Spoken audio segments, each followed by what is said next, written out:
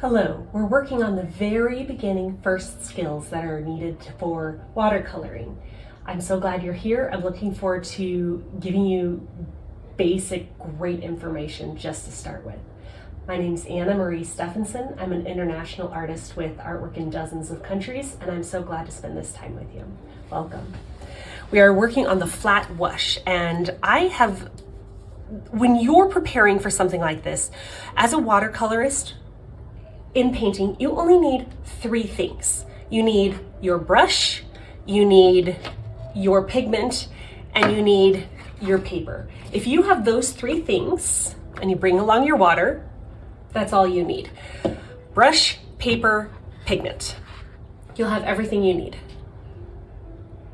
When you look at your brushes, I find that I prefer the flat 1-inch bright.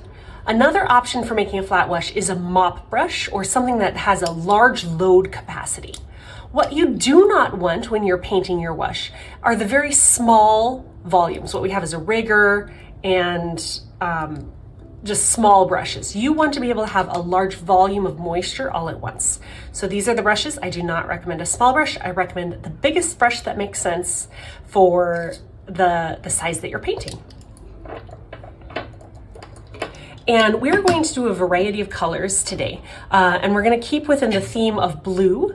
I have with me two of my dot card colors. I have Sodalite Genuine, which you can see the color here, and I chose it because it's granulating. And then Phthalo Blue Red shade, and this is a transparent color. Then I decided to add two fun colors. This is Iridescent Electric Blue. It's very shiny and it's fun to see, and it has unique characteristics. And this is Rose of Ultramarine. It is a combination of Pigment Blue 29, which is ultramarine blue, and a quinacridone Pigment Violet 19. And this one is co-precipitated and it separates out. So I wanted to show you the unique characteristics, some of them that you can find within watercolor. All right, so the first question is, how do you make a puddle? We're going to start with the Iridescent Electric Blue because this one is, I want it to dry so that you can see how it looks at the end. I've also prepared for you three different techniques. So this one is in the stick form. So it is solid. By exploring the different tools, the different methods, you can see what it's like to create a stick puddle from a stick, from a half pan, and also from the liquid tube colors. So no matter what you're using at your home and in your studio, we will cover it here. So when you begin your puddle, and we're gonna work with electric blue right now, you always want to make more moisture, larger of a puddle than you think you will use. And a good rule of thumb is make twice of what you think you'll use. So I had about a teaspoon in there and I realized, okay, I want to make about twice. So now I've put in about 2 teaspoons worth. And here I have my Iridescent Electric Blue. And you can take it and rub it against the bottom of the palette, or you can brush it. If we're working with a smaller volume, then another thing you can take is your brush and actually make a well. Probably here in my phthalo blue. You can make a well, but we are working with a larger puddle today, so we want a larger volume.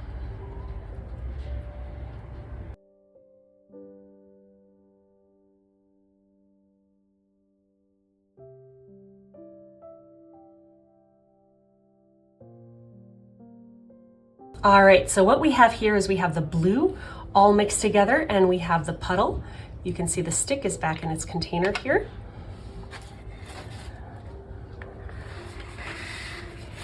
And what I have is dry paper. You can choose whatever paper you have for watercolor paper. Right now, what I'm working with is something called Fabriano Artistico Extra White, 300 grams per meter square. And this is about 140 pound weight paper, and this is a rough. You can see here, rough. And I'm exploring a whole bunch of different papers, trying to find, just see what's available. I've been doing this for more than a decade and still enjoying exploring. I have dry paper, and now I'm going to elevate the top of my board the top of my paper a little bit. So what I have here is I have a clipboard, and this is 1 inch masking tape, and I'll put it right down the center, and just that little bit of elevation will be enough to put an angle that I need. And you can see my puddle here, and I have dry paper, so I'm working wet onto dry.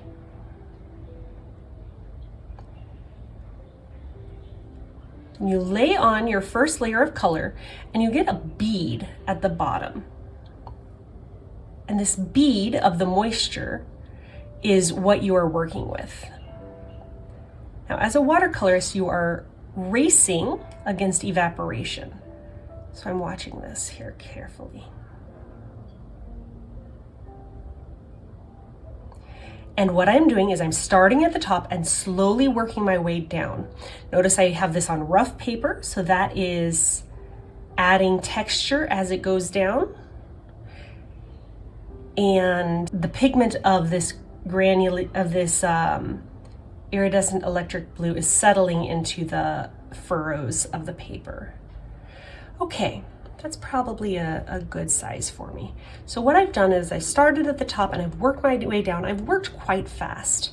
And now what I'm going to do is I'm going to take a thirsty brush and pull up this puddle that's sitting here, because I do not want this puddle to sit here and make a blossom, because this is a flat wash. There are times for blossoms, in the American tradition at least, and the flat wash is not one of them. What you want is something, you don't want a little bead of moisture at the bottom. And what you do is you take a thirsty brush, so I'm getting the extra water out of the brush here and pulling that extra water up. And now I'm watching it carefully to see, is it pooling anywhere? And I don't see that it is. And you can see I even have extra moisture left over here in my palette. Okay, so this is the iridescent electric blue.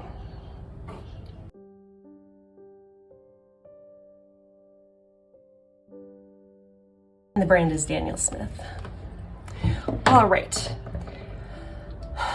Next we have the Rose of Ultramarine. And what we're going to do with this one is we are actually going to activate it before it's time to use, so that I have time to create that nice big puddle. And so what I did is I took a few drops of water and put it in there.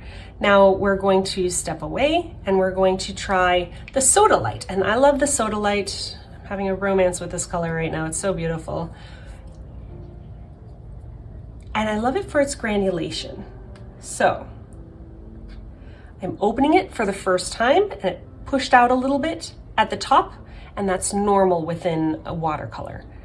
That the first time you open it, it pushes a little bit. Here we go.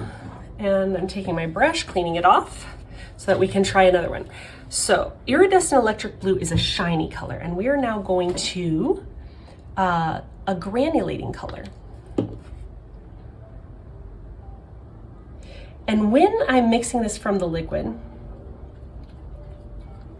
I always want to be working with larger wills than what I've got.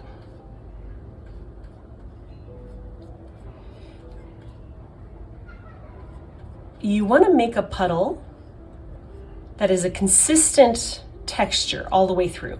So when I was making it from the stick, that wasn't a problem. But now with the moisture, you want to make sure that you don't have a thick toothpaste texture of paint on your brush. All right. And this is the Sodalite Genuine. Okay, now, do you remember what I said at the beginning? We are working with twice the volume of liquid that we think we're going to need.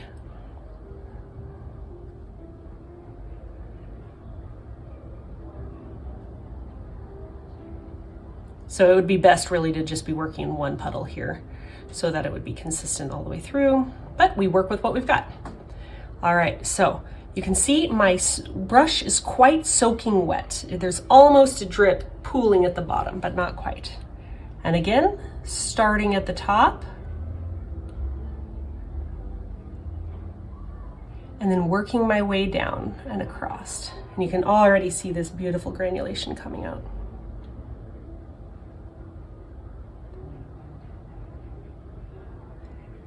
Oh, I love this color. So what are we doing here? We are using physics to our benefit. We're using gravity to our benefit, and we're using evaporation to our benefit.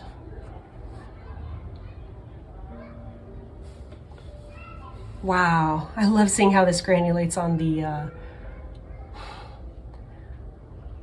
the rough paper. And once again, we're working fairly quickly, and we're following this drip and using the drip to bring consistency through the whole wash so that you're not getting stripes. And now we've come to the bottom of the large wash. So again, what I'm going to be doing is making a thirsty brush and pulling that bead up. That bead was exactly what we needed, but now we need it not to be pulling up the water. And in this technique, you need to work reasonably quickly. You can see it's already starting to pool right at the bottom. And this product, Sodalite Genuine, is made from a semi-precious stone. So it sinks very quickly into the rough spots of the paper. So again, brand of Daniel Smith. Sodalite Genuine. And this one's on my dot card. And you can already see it's still wet, but you can see the granulation coming out really beautifully.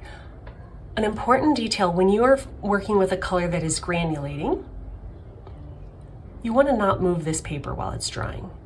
You want to let it evaporate undisturbed, and that will help the water and the pigment stay separated for the most visual drama in your material. You can also, it took me 200 paintings to learn this, but also elevating at a sharper angle will also help the granulations and the rivulets come through. All right, previously we had prepared the rose of ultramarine. I'm gonna take a moment and clean my brush. Well, let's try a different brush. I was previously using my flat, but now I'm gonna try the Escoda number 12, and this is the Ultimo Sintetico from Barcelona. So it doesn't matter what brush you use, which is why I'm using a variety here for you, but what matters is, does it hold a large puddle of water? So I'm gonna turn this a little bit and load my brush with water, have my half pan of rose of ultramarine, and now I'm loading the brush. So I can't get a big enough puddle just from this, so I'm gonna go ahead and put it straight into one of these wells. And I could feel from the texture of the paint being loaded onto the brush that this was quite thick. It had dissolved very nicely, and now it's getting very thick onto the brush. So I'm wanting to have thinner washes, as you can see with the iridescent electric blue. So I'm going to thin the wash down a little bit here. And again, best case scenario is I would be working with one large puddle instead of two. So I'm trying to mix it between the two so there's consistency. And again, making about twice the volume that I expect to be able to use. All right, so again, my brush is loaded quite fat with water, and it's a very juicy mixture of dissolved paint and water. So starting again at the top and working our way around. And you can see this bead of water forming very nicely right here. So a good thing to know about ultramarine, rose of ultramarine, is this is a co-precipitating color. So I'm expecting it to separate out as we continue to paint it down. That's my hope and expectation for this color. Looking forward to seeing that happen. It's a beautiful color. Once again, it is created by Ultramarine Blue and Pigment Violet 19, which is a quinacridone.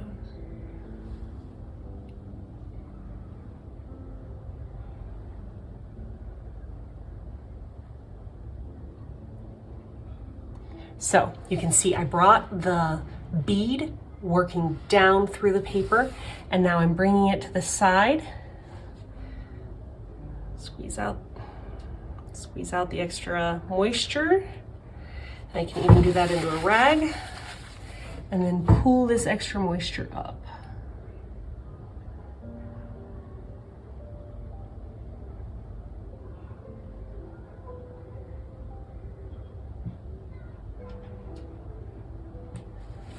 All right.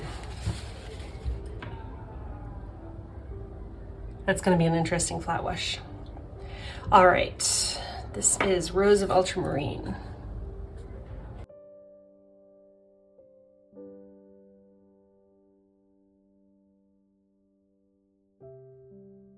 And again, the brand is Daniel Smith. We're going to do this another way.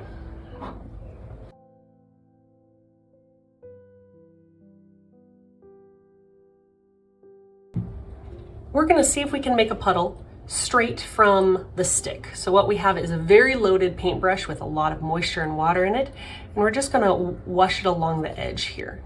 And the trick of being able to do this, we don't want that drop, so what you can do quickly, nearly instantly, is pick it up with your paper towel. So it's always good to have this paper towel ready, especially with phthalo blues. Phthalo blues can be very staining. Okay. So the control of water is one of the hardest skills in watercolor. Okay, so once again, keeping the brush loaded with a lot of moisture. You can see the color changing, so I'm going to pick up some more pigment. Okay, so now I'm doing this a little differently. I'm doing this with no puddle.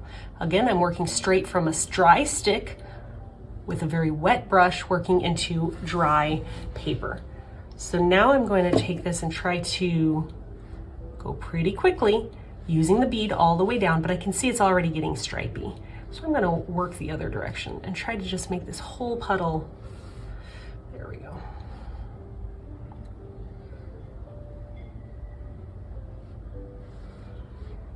Oh, did we get it? Did we get it well? I think we did. Beautiful. So working very quickly. Now I'm bringing this load of extra moisture over here. Try to pick it up with a thirsty brush.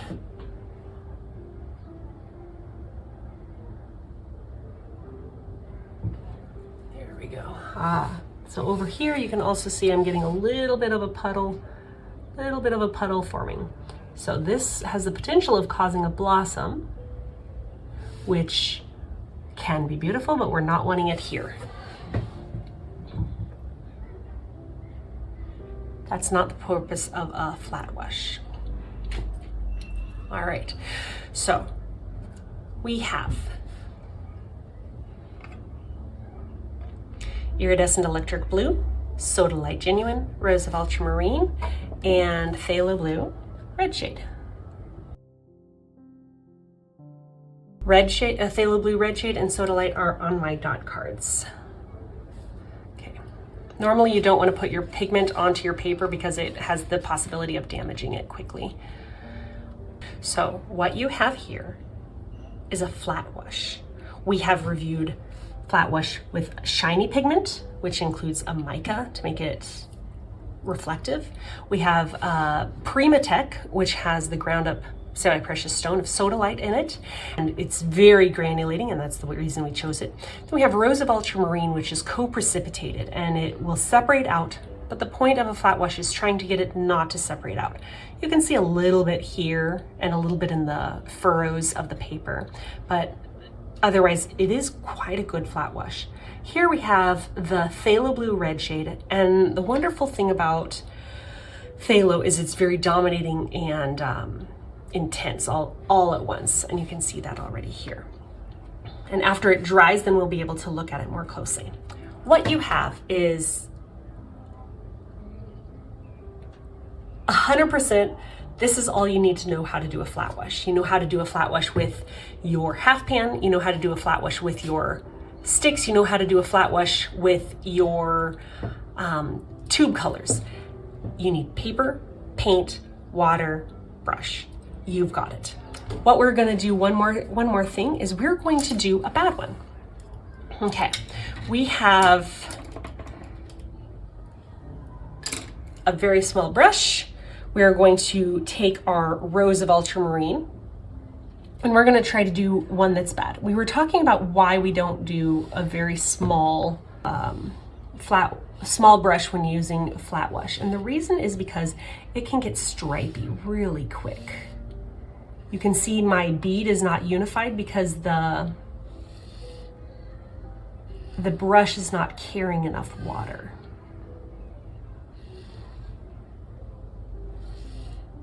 You want the brush to be able to carry enough water that it can go across the entire stroke completely without running out.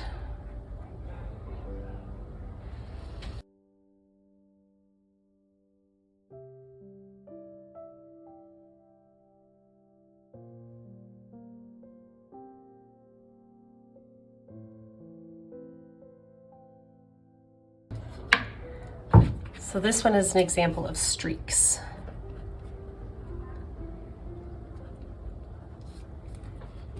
If we were to do this with phthalo blue, that would also be a very good example. Let's get our phthalo blue out. And here I can show you, again, this was taught to me by Giovanni on the live Daniel Smith. You're gonna take a dot of water, put it at the tip of your paintbrush, and drill a hole through with your paintbrush.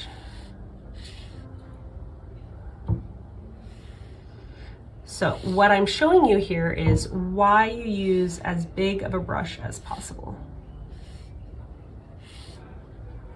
Notice also that when I was doing the flat wash, I was using as big of strokes as possible. I was not going over as much as possible. I was trying not to go over. And that's another reason you want to use that big brush, is to not be making the streaks by having to go over your paper many times.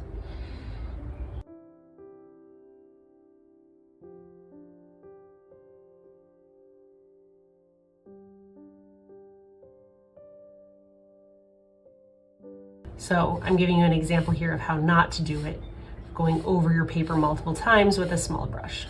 This is how you destroy your painting. And it makes streaks.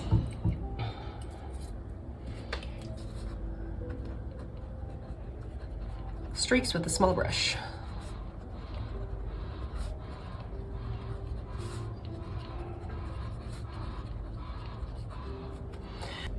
So what you have here is 100% of what you need to know for a flat wash. Paper, paint, paintbrush, water, that's all you need.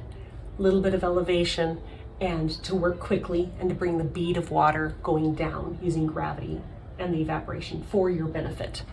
Use the largest brush possible so that you don't get the streaks, as I've demonstrated here. And what you have now is you have everything you need to know to start. You can start on watercolor, and you can go ahead and enjoy and jump from that.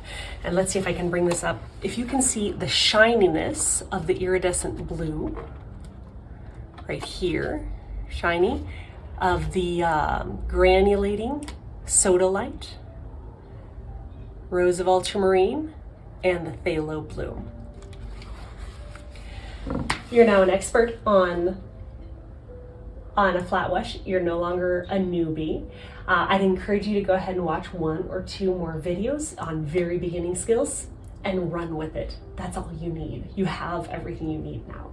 You have one skill, and from this, it's enough. You can go forward. I'm gonna link a few more videos to introduce you to very beginning steps, and I look forward to seeing you soon. Wishing you all joy in your creative journey. Thank you.